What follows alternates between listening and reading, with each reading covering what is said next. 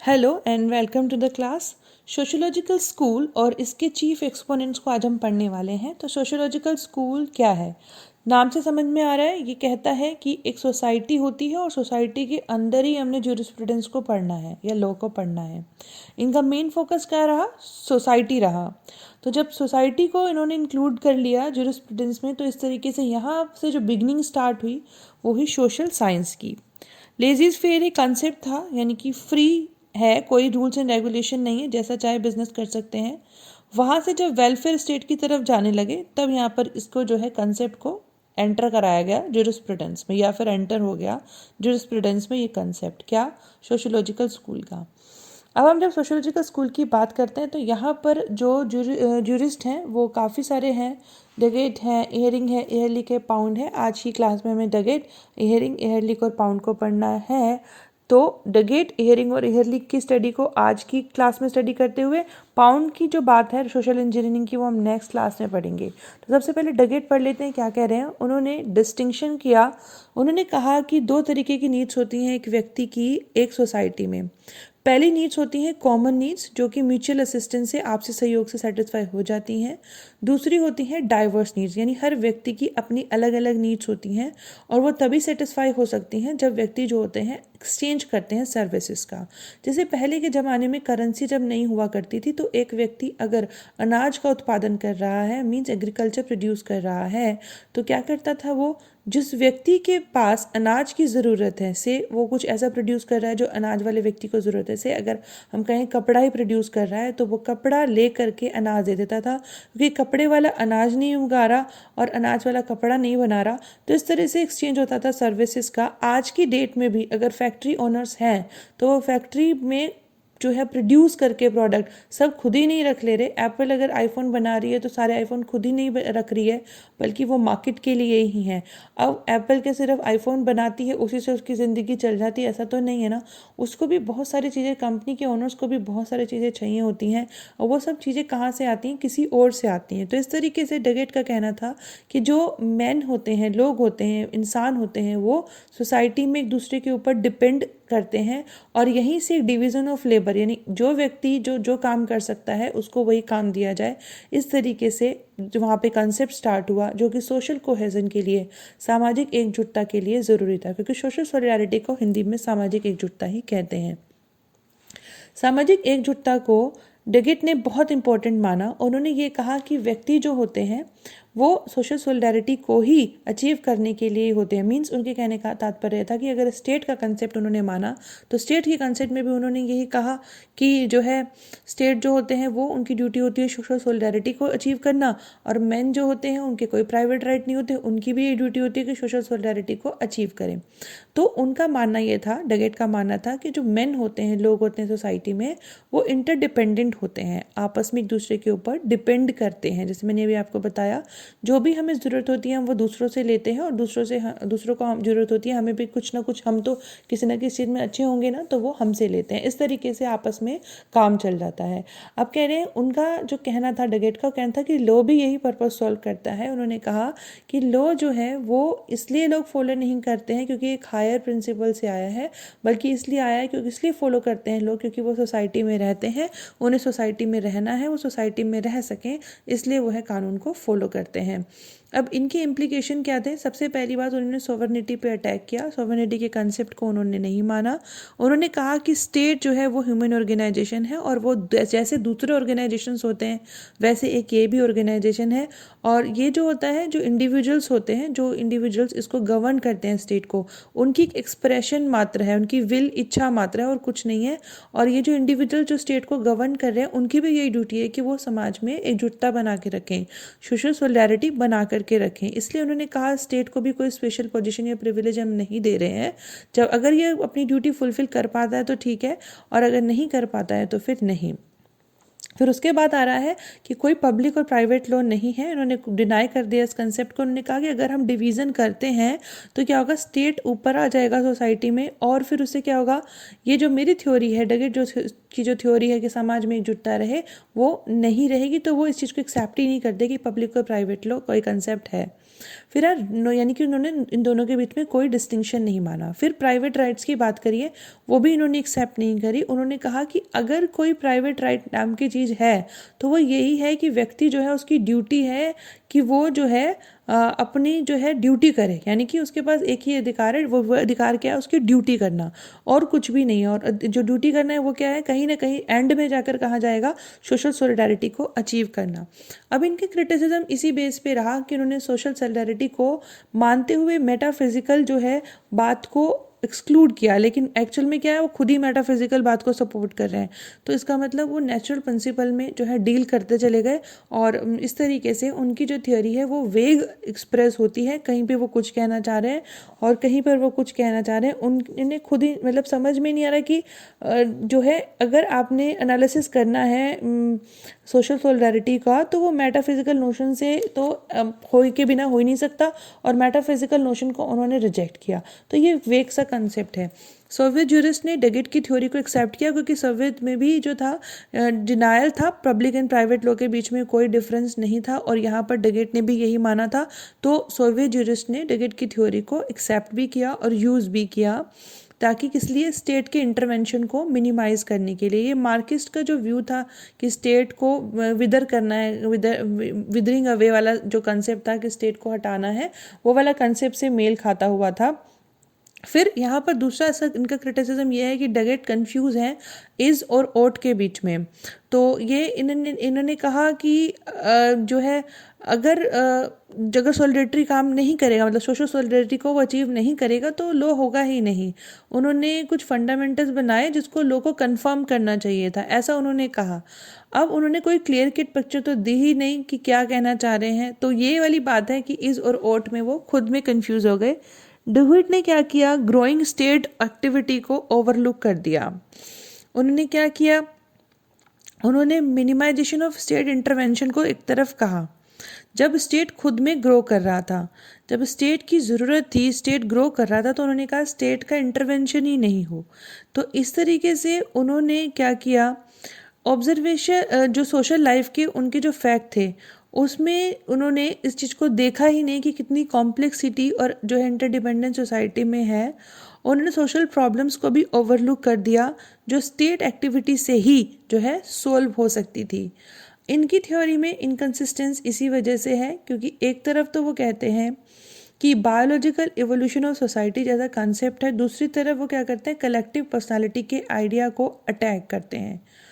उन्होंने कहा स्टेट की कोई पर्सनालिटी नहीं है, और जो इसके ग्रुप्स हैं वो इंडिविजुअल्स हैं से डिफरेंस हैं जो कि बनाते हैं इसको। तो उनकी थ्योरी में बहुत सारी इनकन्सिस्टेंसीज है, वेगनेस है, लेकिन फिर भी इनका ऑल्दो डुगेट का क्रिटिसिज्म बहुत ज़्यादा है, लेकिन इनके कंट्रीब्यूशन को नकारा नहीं जा सकता, क्योंकि इनका अप्रोच जो था वो कॉम्प्रिहेंसिव मतलब अंडरस्टैंडिंग है, सिंसियर है। और इन्होंने एक इस तरीके की थ्योरी ऑफ जस्टिस को शेप किया जो कि कहाँ से आई थी, डॉक्ट्राइन ऑफ सोशियोलॉजी से आई थी। इनके बाद आने वाले बहुत सारे जूरिस्ट ने वो डिफरेंट प्रेमाइसिस से भले ही आए हों, लेकिन वो सिमिलर कंक्लूजन पे पहुँचे जैसे डुगेट पहुँचे थे, किस के बारे में, जैसे स्टेट के बारे में, राइट के बारे में, पब्लिक और प्राइवेट लॉ के बारे में। अब दूसरी थ्योरी पे जाते हैं जो कि सोशल यूटिलिटेरियन के बारे में बात करते हैं। एहरिंग की थ्योरी है ये। अब इन्होंने भी जो बात की वो हिस्टोरिकल स्कूल्स को रिजेक्ट करते हुए ही की थी। इन्होंने जो थ्योरी बनाई वो ऑस्टिनियन पॉजिटिविज्म थ्योरी से आई, और उसके साथ उन्होंने कंबाइन कर दिया बेंथम ने जो प्रिंसिपल दिए थे यूटिलिटेरियनिज्म में वो, और वो जो बाद में जो मिल ने डेवलप किए थे उन कंसेप्ट के साथ में इन्होंने जो है अपनी थ्योरी बनाई। इनका मेन प्रोपोजिशन थी थ्योरी के सबसे पहले कि जो लॉ है वो कांस्टेंट स्ट्रगल से आया है, यानी कि जो लॉ है वो एकदम से नहीं आ गया, पीसफुल नहीं था, स्पॉन्टेनियस नहीं था, बल्कि काफ़ी स्ट्रगल, काफ़ी कॉन्फ्लिक्ट के बाद में आया, तभी जाकर के शांति जो है स्टैब्लिश हो पाई।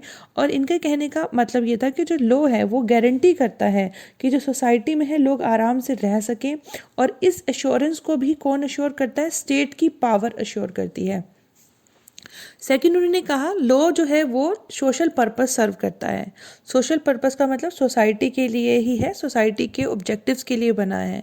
और कभी अगर ऐसा हो कि इंडिविजुअल और सोसाइटल पर्पसेस के बीच में क्लैशेस हो जाए तो इंडिविजुअल पर्पसेस जो हैं उनको कर्ब कर दिया जाएगा, उनको मिटा दिया जाएगा और सोसाइटल जो पर्पसेस होंगे, जो ऑब्जेक्टिव होंगे, जो हित होगा वो बना रहेगा। जैसे अगर एक व्यक्ति का फ़ायदा होता हो और उसकी वजह से बहुत सारे लोगों का नुकसान हो जाता है, तो अगर ऐसा होगा तो वो सिंपल सी बात है, उस एक व्यक्ति के फ़ायदे को नहीं देखा जाएगा बल्कि बहुत सारे व्यक्ति को नुकसान से बचाने का सोचा जाएगा। या हम इसको ऐसे भी देख सकते हैं कि अगर बहुत सारे व्यक्तियों को फ़ायदा हो रहा है और दूसरी तरफ एक व्यक्ति को फ़ायदा हो रहा है, दोनों में से एक ऑप्शन अगर सेलेक्ट करना है तो ऑब्वियस सी बात है, ये अप्रोच ये कहता है कि जो सोसाइटी को फ़ायदा हो रहा है, बहुत सारे लोगों को फ़ायदा हो रहा है, वो सिलेक्ट किया जाएगा। जैसे ये हम दूसरे बिहेवियर साइंसेज में भी पढ़ते हैं। जैसे ऑर्गेनाइजेशन में अगर एक व्यक्ति जब ज्वाइन करता है तो वो अपने कुछ ऑब्जेक्टिव लेके चलता है कि मैं ये करूँगा, मैं ये बनूँगा, मुझे इतना आगे बढ़ना है। और अगर उसके जो ऑब्जेक्टिव होते हैं वो ऑर्गेनाइजेशन की खुद के ऑब्जेक्टिव के साथ में क्लैश कर जाते हैं तो उसके ऑब्जेक्टिव को कर्व कर दिया जाता है, उसे निकाल दिया जाता है कि भाई जब वैसी बात है, इतने लोगों का हम भला छोड़ के अकेले तुम्हारा भला कर दें, that is not the right thing. इसी चीज़ कह रहे हैं कि लॉ जो है वो सर्व करता है, सोशल पर्पस को सर्व करता है। और अगर इस एंड को सर्व करने की बात है तो वो कह रहे हैं कि प्यार से भी कर सकते हैं और कोर्जन से भी कर सकते हैं। और इसमें कह रहे हैं कि लॉ जो है वो कोर्जन है जो कि स्टेट जो है स्टैब्लिश करते हैं। फिर उसके बाद थर्ड पॉइंट उन्होंने बोला law is not only the means to control social organism, की लॉ ही जो है वो एक फैक्टर है, केवल बहुत सारे फैक्टर हैं जो कि सोशल ऑर्गेनिज्म को कंट्रोल करते हैं, उनमें से एक फैक्टर है लॉ, सारे फैक्टर नहीं है। यानी कि और कौन कौन से फैक्टर, जैसे उन्होंने बोला क्लाइमेट भी सोशल लाइफ को अफेक्ट करता है। इसके अलावा और सोशल कंडीशंस होती हैं बहुत सारी, जो कि जैसे रेवेन्यू मतलब प्रॉफिट, पैसा, तो बहुत सारी चीज़ें होती हैं जो कि लॉ के अलावा हैं जो सोशल ऑर्गेनिज्म को कंट्रोल करती हैं। फिर फोर्थ पॉइंट उन्होंने बोला कि लॉ प्रोटेक्ट करता है सोशल इंटरेस्ट को। लॉ का एक पर्पस है, वो पर्पस क्या है? सोशल इंटरेस्ट को प्रोटेक्ट करना है।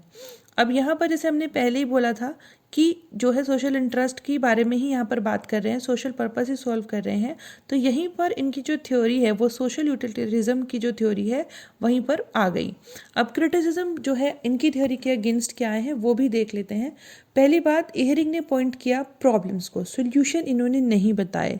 इन्होंने ये कहा कि टास्क जो है वो लॉ का वो कॉन्फ्लिक्टिंग इंटरेस्ट को समझना है, बट वो ये नहीं कह रहे कि वो कॉन्फ्लिक्ट इंटरेस्ट को किस तरह से समझ के और किस तरह से सॉल्व करेंगे, सोल्यूशन नहीं दे रहे। लॉ प्रोटेक्ट करता है विल को, पर्पस को नहीं जो है प्रोटेक्ट करता है। जो लॉ है वो इच्छा को प्रोटेक्ट करता है, पर्पस को नहीं करता है। ये बात हमें समझनी है और ये बात उनके क्रिटिसिज्म के बारे में है। फिर उसके बाद में आता है कि इहरिंग का कंट्रीब्यूशन क्या है। सबसे पहली बात, इन्होंने कंपैरेटिव स्टडी की अलग अलग सिस्टम की। ये एक इन्वेस्टिगेटर थे, एंशियंट लॉ के, एक फिलोजिस्ट थे, एंथ्रोपोलॉजिस्ट थे। इन्होंने अलग अलग सिस्टम की, लीगल सिस्टम की कंपैरेटिव स्टडी करी। उसके बाद में ये एक इवोल्यूशनरी कैरेक्टर लेके आए लॉ का, और वहाँ से उन्होंने बताया कि लॉ जो है कॉन्शियस एफर्ट से डेवलप होता है। उन्होंने सैविग्नी के हिस्टोरिकल थ्योरी पे बहुत अटैक किया, philosophical theory, natural law theory पे भी अटैक किया। इनकी जो थ्योरी थी जो ये उन्होंने कहा कि जो सोशल एक्टिविटी, मोटिव है सोशल एक्टिविटी का, वो बहुत ज़्यादा इम्पोर्टेंट है। फिर इसके अलावा वो फाउंडर रहे सोशियोलॉजिकल ज्यूरिस्प्रूडेंस के, क्योंकि इन्होंने कोर्सिव कैरेक्टर बताया लॉ का कि भाई अगर सोशल पर्पस को हमें सॉल्व करना है तो हम कोर्सिव कैरेक्टर से ही जो है सॉल्व कर सकते हैं। तो इसलिए जो है यहाँ पर इनको सोशल कंटेक्स्ट में ये लेके आए, इसलिए इनको जो है सोशियोलॉजिक ज्यूरिस्प्रूडेंस का फाउंडर भी माना जाता है। फिर इंसिस्टेंस ऑन कोर्जन, इन्होंने कोर्जन पे, बल पे जो है इंसिस्टेंस दिया था कि लॉ बनाना है, सोसाइटी से फॉलो कराना है तो बल का प्रयोग करना है। फिर थर्ड आ जाते हैं यूजिन एलिक पे। इन्होंने फर्स्ट पॉइंट में कहा कि लॉ जो है फाउंड है इन सोशल फैक्ट्स। लॉ कहाँ से मिलता है? लॉ मिलता है सोशल फैक्ट से। उन्होंने साफ साफ कहा कि लॉ है वो सोशल फैक्ट में मिलेगा, फॉर्मल सोर्सेज ऑफ लॉ में नहीं मिलता है। उन्होंने ये भी कहा कि आज की डेट में या फिर किसी और डेट में जो लीगल डेवलपमेंट का सेंटर ऑफ ग्रेविटी रहा वो लेजिस्लेशन नहीं रहा, ज्यूरिस्टिक साइंस नहीं रहा, जुडिशियल डिसीजन नहीं रहा, लेकिन सोसाइटी ही रहा, सिर्फ और सिर्फ सोसाइटी ही रहा। उन्होंने कहा कि आज की डेट में या कभी और भी जो लीगल डेवलपमेंट का ग्रेविटी रहा, सेंटर ऑफ अट्रैक्शन रहा, वो लेजिस्लेशन नहीं, ज्यूरिस्डिक्शन साइंस नहीं, जुडिशियल डिसीजन नहीं, बल्कि सोसाइटी ही रहा। फिर उन्होंने कहा living law is the fact that govern social life. अब देखो इन तीनों में जो आज हमने पढ़े कुछ ना कुछ चीज़ें रही जो बहुत इंपॉर्टेंट रही। डगेट ने सोशल सोलिडेरिटी की बात करी, फिर उसके बाद हमने पढ़ा एहरिंग जिन्होंने बात करी सोशोलॉजिकल यूटिलिटेरिज्म के लेके आए वो, अब एहलिक पढ़ रहे हैं वो लिविंग लॉ लेके आए हैं। तो उन्होंने कहा लिविंग लॉ फैक्ट है जो सोशल लाइफ को गवर्न करता है। उन्होंने साफ साफ कहा कि जो इम्पोर्टेंट लीगल रूल्स होते हैं वो सोशल फैक्ट्स ऑफ लॉ पे बेस्ड होते हैं, जो एसेंशियल बॉडी ऑफ रूल्स हैं वो सोशल फैक्ट्स ऑफ लॉ पर ही बेस्ड होते हैं। फैक्ट्स ऑफ लॉ क्या होते हैं? Usage, domination, possession, declaration of will. ये फैक्ट रेगुलेट करते हैं सोशल रिलेशन को और living law of the people बनाते हैं। स्टेट मेड लॉ जो होते हैं वो इस जो बड़ा पार्ट है लिविंग लॉ है उसी का पार्ट होता है, और जो लीगल नॉर्म्स होते हैं वो पीछे छूट जाते हैं लिविंग लॉ से। इनका कहने का मतलब ये था। फिर उसके बाद आइए no substantial difference between the formal legal norms in custom सेक्ट्रा। इन्होंने कहा कि जो फॉर्मल लीगल नॉर्म्स होते हैं, नॉर्म्स ऑफ कस्टम की यूसेज होते हैं, इनके बीच में कोई भी डिफरेंस नहीं होता क्योंकि इन दोनों के लिए एक ही तरीके से सैंक्शन आता है और वो सैंक्शन है सोशल प्रेशर। फिर उसके बाद fourth point legal norms regulating facts of law. इन्होंने कहा जो लीगल रूल्स होते हैं वो क्या होते हैं? रेगुलेटिंग फैक्ट्स ऑफ लॉ होते हैं। एहलिक कहते हैं कि बाय इंक्रीजिंग स्टेट एक्टिविटी और parallel increase of state norms by distinguish between 3 types of legal norms. इन्होंने 3 तरीके के लीगल नॉर्म्स बताए और उसके बाद इन्होंने जो है स्टेट एक्टिविटी को समझाया। और ये क्या है लीगल नॉर्म्स? वो बोल रहे हैं कि ये जो लीगल नॉर्म्स हैं वो किसी न किसी तरीके से कमांड और प्रोहिबिशन के बीच में जो है रिलेशन रेगुलेट करते हैं और अंडरलाइन करते हैं फैक्ट्स ऑफ लॉ। तो ये क्या क्या है ये चीज़ें इन्होंने बताई। पहली बात देखिए, द प्रोटेक्शन में सिंपली में given to legal norms purely based on facts of law such as by laws of association और कॉन्ट्रैक्ट्स। तो प्रोटेक्शन कैसे मिल सकती है लीगल नॉर्म्स को? कॉन्ट्रैक्ट में एंटर करके, एसोसिएशन बना करके, ऐसे। दूसरे कह रहे हैं कि जो लीगल कमांड्स हैं या प्रोहिबिशन है जिनको कि स्टेट इम्पोज करते हैं, या तो वो क्रिएट कर सकते हैं या फिर डिनाई कर सकते हैं सोशल फैक्ट को, एक्सप्रोप्रिएशन के केस में या मल्टीप्लिकेशन ऑफ कॉन्ट्रैक्ट के केस में। तीसरी बात कह रहे हैं कि नॉर्म्स में भी एंटायरली डिटैच्ड हो सकते हैं सोशल फैक्ट से, जैसे कि इम्पोजिशन ऑफ टैक्स लगा दिया, ट्रेड कंसेशन और प्रिविलेजेस दे दिया, तो ये सब चीज़ें भी हो सकते हैं। फिर आइए इनकी थ्योरी के क्रिटिसिज्म क्या रहे। तो इनकी थ्योरी के क्रिटिसिज्म में सबसे पहली बात ये रही कि इनकी जो थ्योरी है वो क्लियर क्राइटेरिया नहीं देती कि लीगल नॉर्म जो है वो बाकी सारे सोशल नॉर्म से किस तरीके से अलग हुआ। दोनों के बीच में इंटरचेंजेबिलिटी है, वो हिस्टोरिकल है, सोशल फैक्ट है। ये डिमोनाइज ही नहीं करते, एंटर ही नहीं बताते कि इनके बीच में डिफरेंस क्या है। एहलिक कंफ्यूज हो जाते हैं कि कस्टम की क्या पोजीशन है सोर्स ऑफ लॉ की और कस्टम की क्या पोजीशन है टाइप ऑफ लॉ के तौर पे। मतलब एक सोर्स के तौर पे इसकी क्या पोजीशन है और लॉ के तौर पे इसकी क्या पोजीशन है। इन्होंने अपने ही लॉजिक को फॉलो करने के मना कर दिया, जो कि उन्होंने लीगल स्टेट नॉर्म्स और लीगल नॉर्म्स के बीच में बनाया था, जहाँ पर स्टेट जो है वो सिर्फ और सिर्फ सोशल फैक्ट्स में सैंक्शन ऐड करता है। फिर बस लास्ट में हम पढ़ लेते हैं इनका कंट्रीब्यूशन क्या है। उनका जो कंट्रीब्यूशन है वो एक बहुत ज़्यादा रिएक्शन में आया था एनालिटिकल ज्यूरिस्प्रूडेंस के बाद में। इनका अप्रोच साइंटिफिक और कॉम्प्रहेंसिव लगता है। अर्नेस्टली ये सोशल जस्टिस के फेवर में थे। अमेरिकन सोशियोलॉजिकल ज्यूरिस्प्रूडेंस है वो बहुत ज़्यादा एहलिक की थ्योरी पे बेस्ड है और कंसंट्रेट करता है on the study of law outside the court. इस चीज़ को बस ध्यान रख लेना, कोर्ट की बाहर जो है लॉ की स्टडी के बारे में बात करता है। सोशियोलॉजिकल स्कूल ख़त्म हो गया, मेरे को पता है बिल्कुल इंटरेस्टिंग नहीं था, मुझे खुद को भी नहीं लगा, बट पढ़ लेना, थोड़ा थोड़ा इंपॉर्टेंट तो है ही। Thank you so much for listening, thanks a lot.